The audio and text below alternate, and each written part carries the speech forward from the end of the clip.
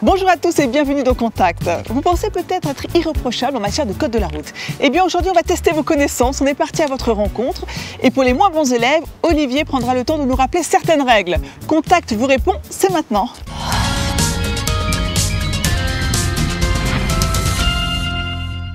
On imagine que vous tombez en panne sur l'autoroute. Quels sont les bons réflexes à avoir? Premièrement, essayer de sécuriser le véhicule. Mettre ses gilets avant de sortir de la voiture, mais bon, il faudrait déjà les avoir à côté de soi pour ça. Hein. C'est mieux. Donc faire le tour de la voiture, aller dans le coffre, les chercher. Si on n'a pas pu rejoindre une sortie ou un parking, on essaie de s'éloigner le plus possible du trafic, par exemple en se rangeant tout à droite de la bande d'arrêt d'urgence. On sort en enfilant sa veste fluo et on fait sortir tous les passagers en les éloignant du trafic le plus possible. Après ça, placer son triangle de danger et on doit le placer à au moins 100 mètres sur autoroute. Et une fois que vous avez ça, vous pouvez commencer à vous occuper de votre panne, mais je rappelle que vous ne pouvez pas appeler le dépanneur de votre choix.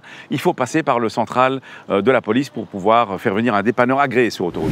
Vous vous retrouvez dans un embouteillage sur l'autoroute, il y a plusieurs bandes de circulation à côté de vous. Comment devez-vous réagir? S'il n'y a pas d'indication, il n'y a rien, moi je me mets sur la première bande.